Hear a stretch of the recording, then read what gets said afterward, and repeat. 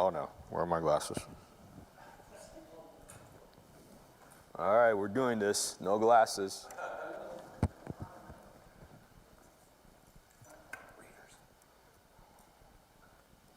Oh, wow, these are so much better than mine. I can tell that you did not buy this at like Dollar Tree. Thank you. So much better. Is this what it feels like to see things?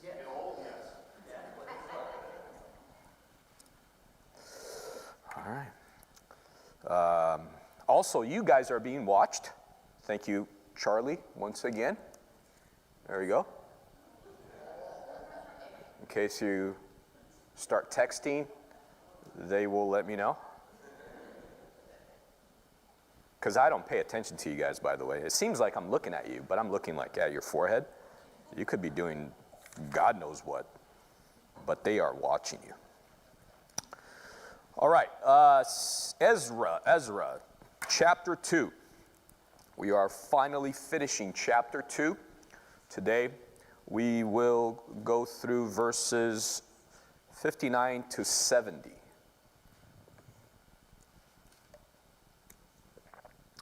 And once again, this is a census of sorts. They are getting ready. They are preparing to actually and finally and technically make the route towards their homeland, this first wave and the bigger portion of this return. About 50,000 people will actually see a final count towards the end of the chapter. And we've seen this list being divided up and organized based on people groups, if you will. The first one were leaders. The second one, just a bunch of lay people based on their last name and where they were from. That's how they were sort of being documented. And then we had a portion that was divided up by tasks, and they were kind of laborers. So we had the Levites, we had the priests, we had the musicians, we had the gatekeepers, and we had other laborers that worked in the temple. And now we're finalizing this list, and as you would expect, we're doing so with troubles. It was way too organized, things are functioning way too well, and now we'll see certain less than ideal situations that were documented here as well, and then we'll get some other stuff that just kind of, ties up this section with a nice little bow, if you will. So let's go ahead and get started. I'll read it all the way through, and you can follow along. Again, Ezra chapter 2, from verse 59 to 70.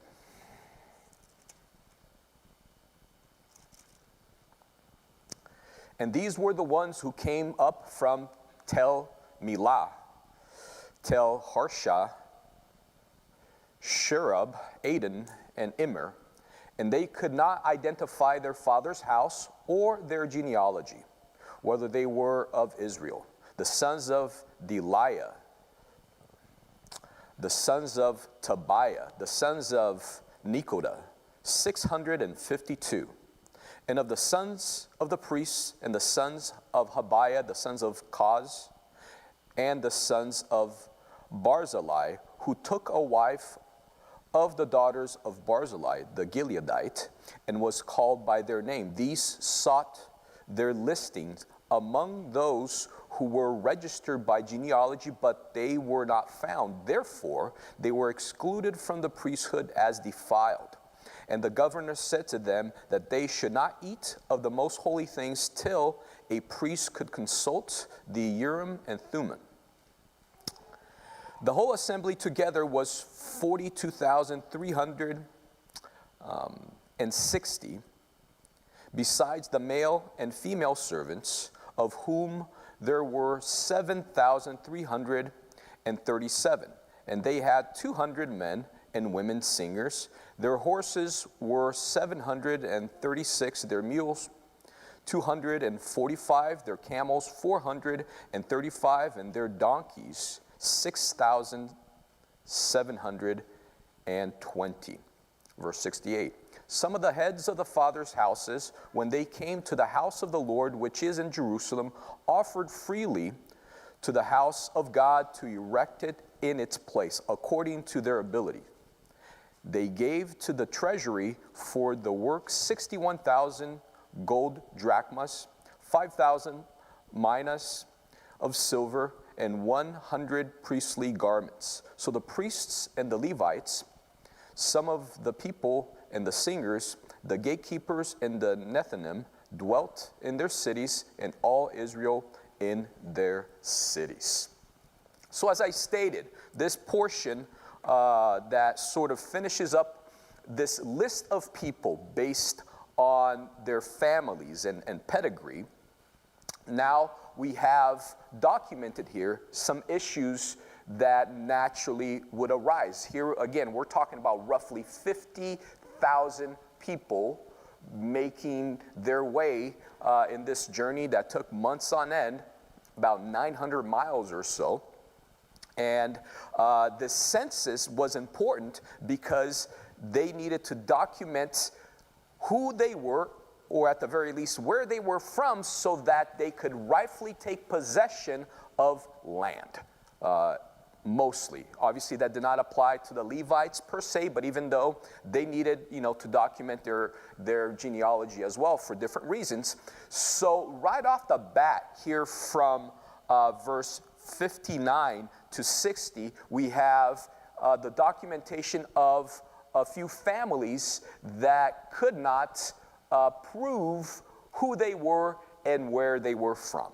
So these were the families of Deliah, Tobiah, and Nekoda.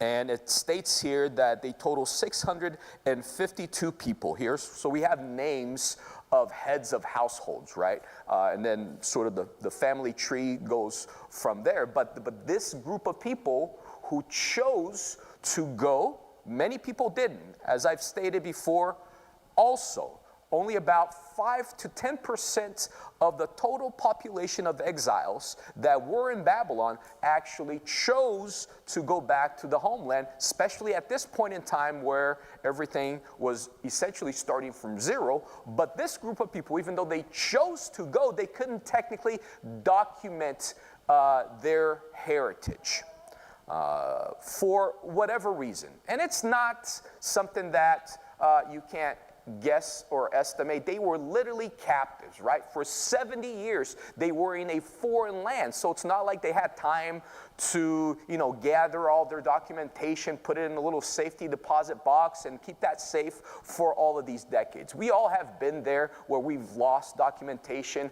or we misplaced it, or we forgot, right? I'm thinking of a story that I probably told you. But I'll tell you again, some of you might not have been here when I said it the first time. And I'm getting old, and old people like to repeat stories, but they get better and better as you tell them. So I think this version is even better than the last version of whenever I said this. But I remember a time when my wife and I, pre-kids, we were relatively recently married. We met in Brazil. I'm originally from Brazil. She was there for a period of time looking for a husband. She finally found a husband. And eventually we were going to make our way to the U.S. Me back, and for her it was the first time. She had been here before, but now she was going to live here, hopefully long term. And as you would expect, she has to do the documentation process, which was at that time very arduous and long, even much more so now. So we gathered up all the documentation, filled up all the forms, and there were several stages and steps for that to be finalized. And one of the steps was to go to Paraguay, where she is from, to have some form of checkup of that process and certain documents at the American embassy or consulate in Paraguay, right? And you would expect it to be a relatively safe and secure environment. It's, a pretty serious place, if you will. And I thought my job was just like an Uber. I was just gonna take her there, and she was going to show the documents to whatever official, and they were either going to approve it or deny it, and then we'd have to do something else. So I took her there, and there are several, to relatively huge building and with several places, I guess, that you could make your way through until you get to the hub or the important location. And initially, when we got there, I just stayed at the lobby waiting area, and then she went through these fancy double doors and then other doors and then other doors, and I was there for about 10, 15 minutes or so, and then all of a sudden I hear through, and I think I was the only person there, maybe a couple other people, and then I hear in the loudspeaker, "Will the American citizen Rafael da Silva please make his way to the security clearance office?" And then I get kind of concerned and worried, so I go there, and you know, these security people, military, they ask for my documentation, and I'm like, documentation? Why do I need documentation? I didn't bring documentation. What do you want? Well, we have to confirm who you are so you can make your way through the security clearance and then eventually get to where they want you to be. And I was like, you're the one that's calling me. I didn't want to come through here. Do you want like a library card? I have no way to prove who I am other than my word. We went back and forth for a while. Eventually, they allowed me to go in, and the guy had just like a silly question that didn't really need my presence there. But moral of the story, documentations are needed. Documentation is important. Oftentimes, you have to verify who you are, and there are ways to do so. And here, they needed to document who they were. It was a very precise, it was a very meticulous process. And when that didn't happen, then they essentially suffered the consequences. This first group of people, they were sort of allowed to go, 600 plus people, but there is a note here. Why do you think there is a note? There is a note for people to learn their lessons.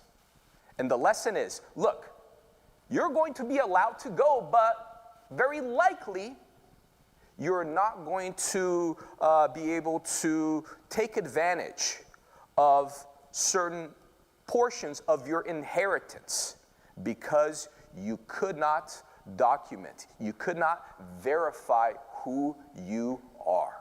You can go, but there are limitations to what is actually going to happen with you once you get there. And then there's a second group of people that kind of had the same thing happen to them, and these were a little bit more serious. From verse 61 to 62, we have three families being represented here, but these were priestly families. In other words, they were from the lineage of Aaron. They were Levites, but they were Aaronite Levites, which meant that they could actually function as priests. But for whatever reason, and here we have, sort of a general statement, and then they specify regarding one of the families, but in general, they could not verify that they truly were from this lineage of Aaron, an Aaronite Levites, and because of that, the governor, which is stated here on verse 63, actually I'll read from verse 62 to 63 once again, and it says, "These sought their listings among those who were registered by genealogy, but they were not found. Therefore, they were excluded from the priesthood as defiled." In other words, they were considered unclean, not necessarily because they were dirty physically. That was a general term for someone who could not do certain things, could not, especially as a priest, they could not perform certain duties or, again, take advantage of certain privileges that a priest could.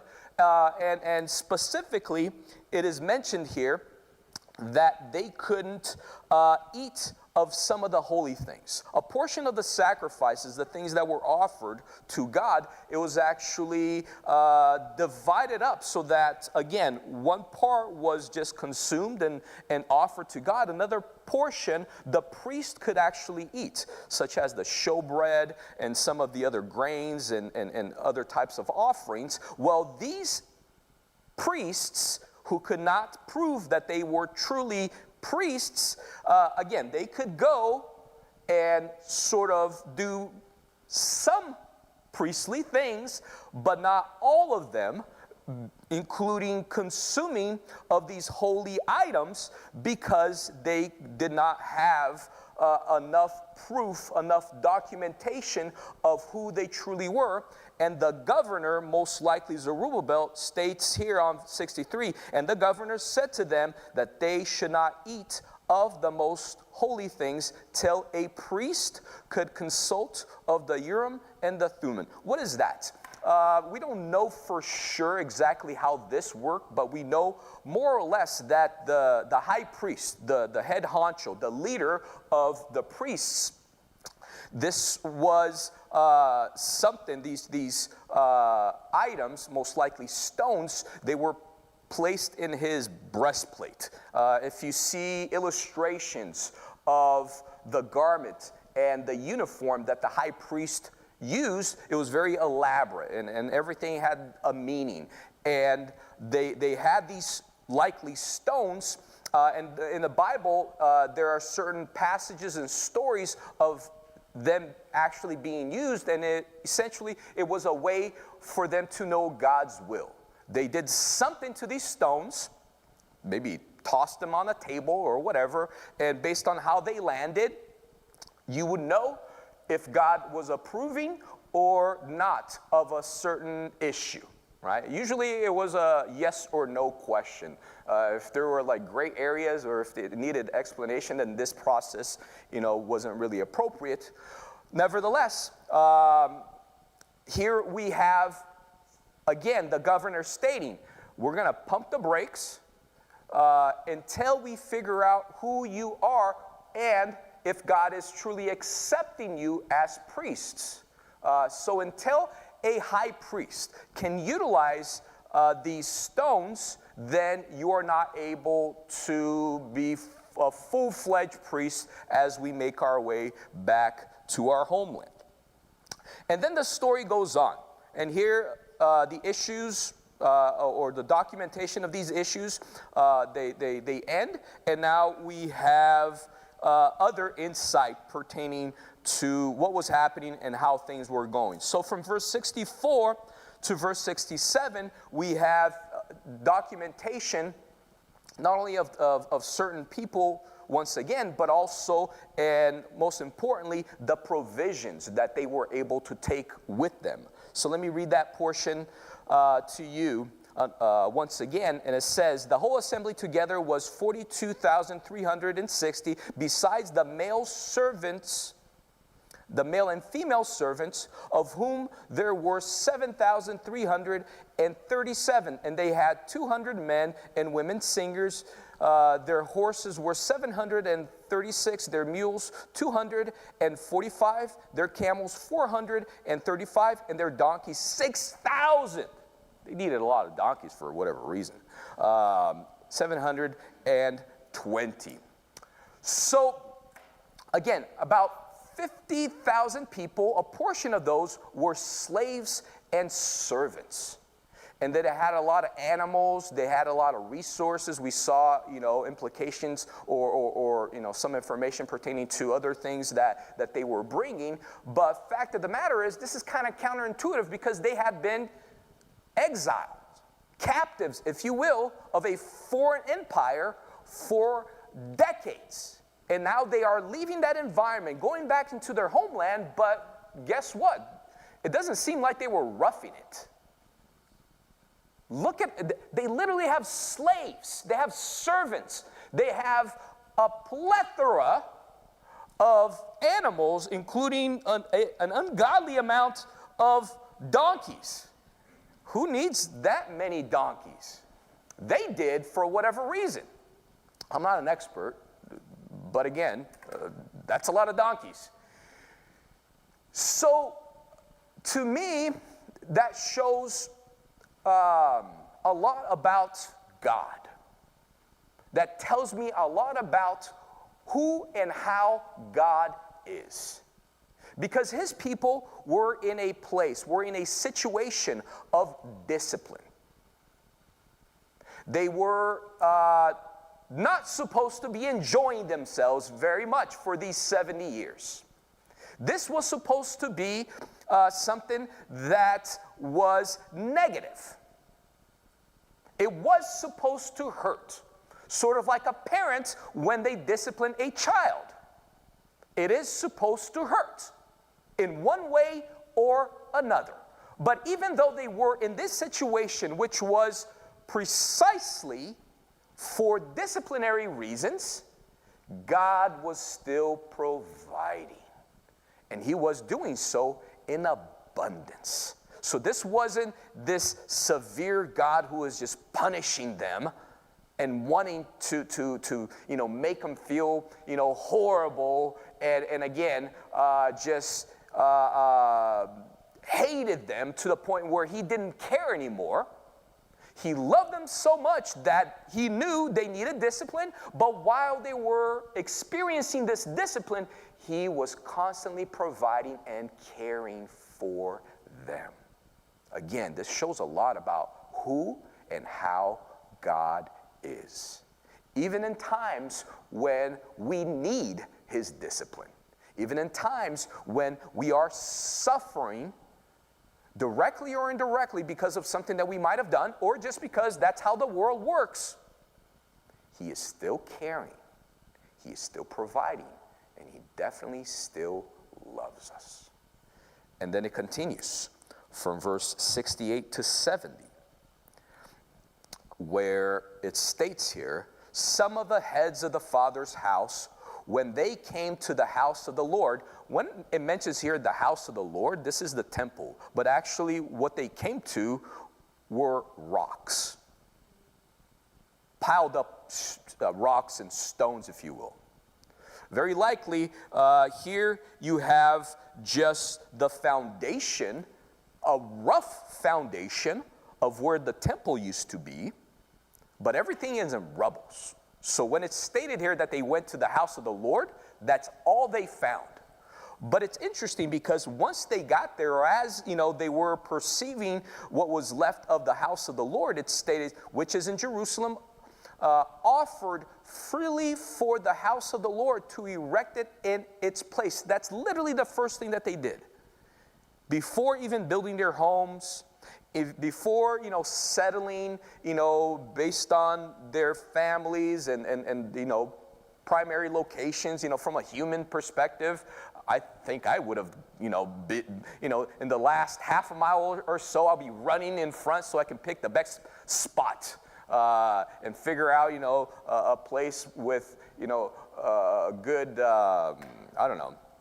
visibility towards the temple, a place where, again, I could get a lot of value for a particular plot of land. But before they did that, before they figured out what they would gain from this process and where they would actually live and how they would, figure this out individually, they were focused. They had this priority. And the priority was rebuilding the house of the Lord. And it continues to say from verse 69, according to their ability, they gave to the treasury for work 61,000 gold drachmas, 5,000 minas or minas of silver, and 100 priestly garments. And then it ends by saying, so the priests and the Levites, some of the people, the singers, the gatekeepers, and the Nethinim, which were other types of laborers, dwelt in their cities, and all Israel in their cities. So this kind of closes off what was happening here. It's somewhat of a summary of everyone that was included in this first wave. But now I want to go back, circle back to how it started. The section started pertaining to the issues that some faced in documenting who they were. Specifically, I want to focus on the portion where it was describing how some of these priests could not legitimately prove who they were within this line or this family tree that started with Aaron and then again legitimized who could be actual priests. So let me read that portion to you one more time. Verse 61. And of the sons of the priests, the sons of Habiah, the sons of Kaz. In other translations or versions, it says Ha-Kaz, same person. And the sons of Barzillai, who took a wife of the daughters of Barzillai, the Gileadites, and was called by their name.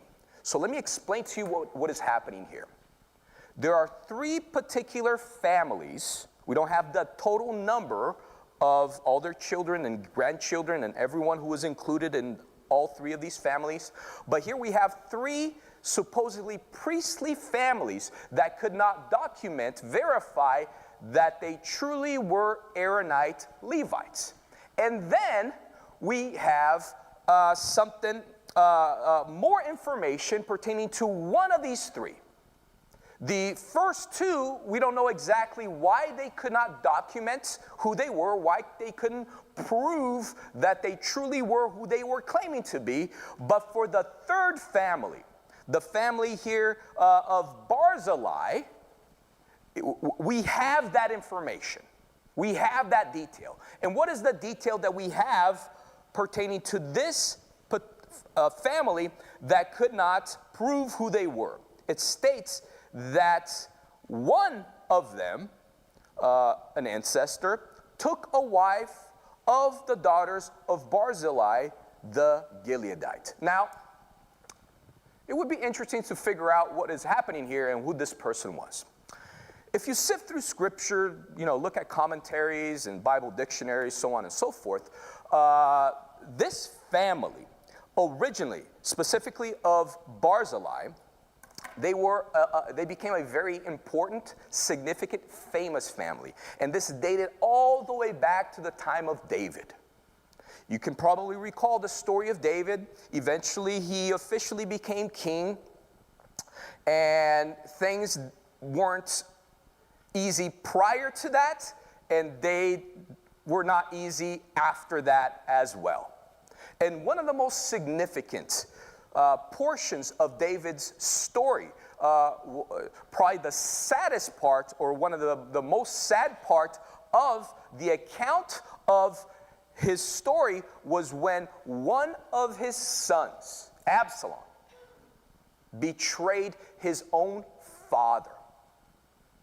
And the story tells us that Absalom was actually pretty victorious, almost to the point where temporarily he took charge, he took command, and David had to flee. And when David fled, it seemed like everything was lost. However, God was continuing to provide for David. And one of the ways that God provided for David was to have people help him in that time of need. So when David fled and was trying to figure out life at that particular time, one of the people that helped him was this Barzillai fella who was a nobleman. He was very rich. It mentions here he was a Gileadite. This is a region, and that's actually one of the regions that David fled to. So once he got there, because this person was friendly, he was able to find a safe location that he could hide out and figure, out what the next steps would be, as Absalom was trying to take over the kingdom. And this person, this individual, was so important for David that when eventually there was going to be a transition between David and his son Solomon, David left Solomon instructions. And look at part of those instructions, and this is found in 1 Kings chapter 2, verse 7, and it says, "But show kindness to the sons of Barzillai of Gilead, and let them be among those who eat at your table. They stood by me when I fled your brother Absalom." Think about this for a second. The king, David, he's about to die. He knows there is a transition of power. He wants his son to accomplish certain things. And these are parts of his last wishes. And he made sure that this person was going to be honored above many other people because of how helpful he was to David in his time of need. And because of that, this family became very, famous. They were incredibly respected. They were renowned. Fast forward through history. Even though it is a period of exile, you still have status, more or less. You still have honor. You still have pedigree. Well, one of these priests, who was legitimately a priest, he married one of the daughters of this family. That in and of itself was wrong. But not only that, he took her name or her family's name. Now, why would someone do that? He did that because it was advantageous. Again, they had lost everything, and especially for the priest who didn't have anything to begin with. Now he gets a name? Now he gets to be part of a prestigious family? Now he gets likely, resources that he wouldn't otherwise have as a priest, because they didn't really have inheritance, they didn't have land. But now he sort of gets the best of both worlds. He gets to be a priest, but he's a rich priest. He's a respected priest. He has a priestly portion of his life, but now he is, again, someone who is honored, who is respected, even beyond his pedigree as an Aaronite Levite, to the point where he took their family name. And because of that, now we have a problem. Because fast forward decades after that, he could not prove who he really was because he had adopted their name, and then everyone else from that lineage officially was part of the other family and no longer able to prove that they were truly from the line of Aaron, because literally he changed his name. When this guy did what he did, he probably wasn't thinking too far ahead. He just wanted the best of both worlds. He literally wanted to eat his cake or have his cake and eat it too, which is weird. If you have cake, why would you want to eat it? You're the Americans. You come up with silly sayings. He wanted the best of both worlds. Wasn't thinking too far ahead, wasn't thinking of the repercussions of his actions. But now we see the repercussions of his actions. His family no longer had a way to legitimately prove who they were. And then the governor comes and says, okay, maybe you are, maybe you're not, let's figure it out. How are we going to figure out? Usually, historically, when we have this level of doubt, and this was important, not because of just individuals, if they truly were not who they stated they were, that they were, and took of the holy things, it was likely that God was going to be pissed off not only at them, but the whole community. So this wasn't just was this level of doubt. And when it was important enough, this was the way that they usually figured things out. The high priest, and only the high priest, could utilize these little stones and do something with them, and then they could know the will of God, either yes or no. And then the governor said, when we do that, then we'll figure it out. Then we'll let you be full-fledged priest again. Guess what? The Bible tells us, history tells us, that this never happened. Those stones, the Urim and the Thummim, they were never used again. The last time that we hear in the Bible that they were used was actually in the time of David. He had certain battles and he needed to know God's will. so on and so forth. But after that, we have no account of them being used, and very likely because of the exile, when they were returning to their homeland, many things were lost. We've already talked about the Ark of the Covenant, and including these. So they stayed in this perpetual status of unclean priests, defiled priests, not being able to fully take advantage of who they legitimately were, because again, they were trying to take advantage of other aspects of life. Why is this significant? And what application can we derive from this? Here's the idea.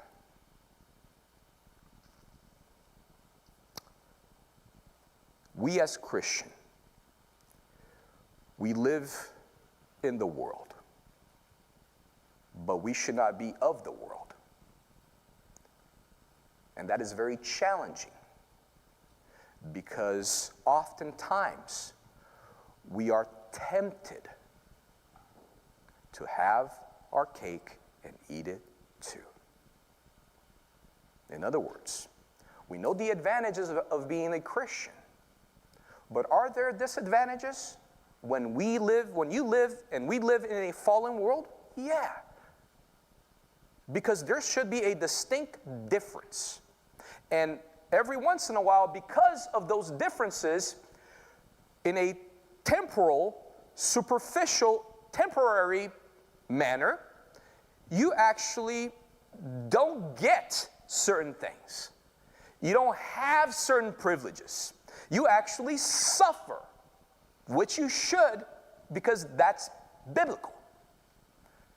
And the temptation, every once in a while, or maybe even often, is for us to play this middle ground, where we are legitimately Christian on Sunday, on Wednesdays, certain portions of our lives, when we hang out with, some fly is trying to attack me, when we hang out, Satan,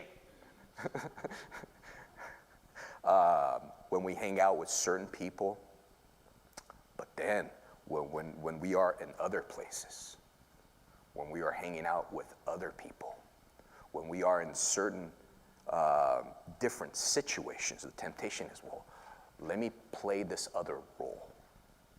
Let me be more like them. Let me blend in so I can take advantage of those privileges as well. You do that long enough, you will find yourself in a place such as this. By trying to have both, you will have neither. You will find no joy in life. You cannot take full advantage of who you are in Christ, and you cannot take full advantage of what the world can provide. And you become this person in limbo, always struggling, always conflicted, never truly satisfied or enjoying life or what you have. The lesson is, if you're a priest, be a priest. Stay a priest. Regardless of the advantages of a brand new name, be who you are at all times. Amen.